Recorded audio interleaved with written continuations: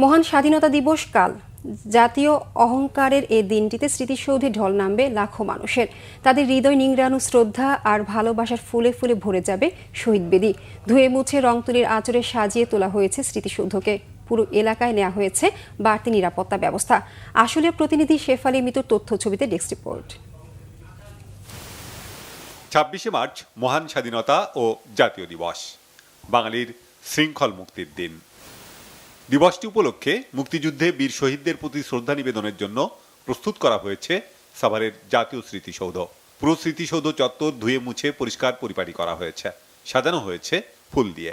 রং তুলির কাজ, CC camera স্থাপন, আলোকসজ্জা, লেক সংস্কার সহ সকল কার্যক্রম সম্পন্ন হয়েছে। প্রায় ১.৫ মাস ধরে চলা এই কার্যক্রমে শতাধিক কর্মী অংশ নিয়েছেন।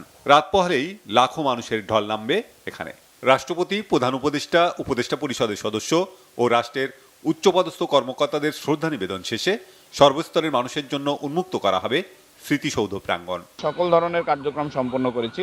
সাভার স্মৃতিসৌধ মহামান্য রাষ্ট্রপতি, মাননীয় প্রধান উপদেষ্টা, মাননীয় উপদেষ্টা মণ্ডলী সহ লক্ষ লক্ষ জনতার শ্রদ্ধা নিবেদনের জন্য পুরোপুরি প্রস্তুত রয়েছে। যারা বিভিন্ন সংগঠনের সাথে জড়িত আছি, সামাজিক সংগঠন, রাজনৈতিক সংগঠন, সবাই এখানে শ্রদ্ধা নিবেদন করেন। আর এটা আমাদের একটা গৌরবের, অহংকারের জায়গা। সর্বস্তরের মানুষের শ্রদ্ধা ও ভালোবাসা নিবেদন নির্বিঘ্ন করতে নেওয়া হয়েছে পর্যাপ্ত নিরাপত্তা ব্যবস্থা।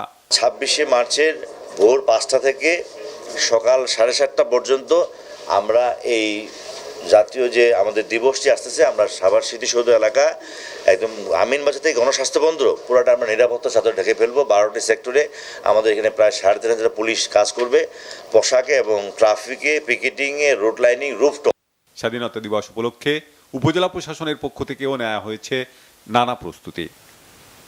Bangla vision news desk.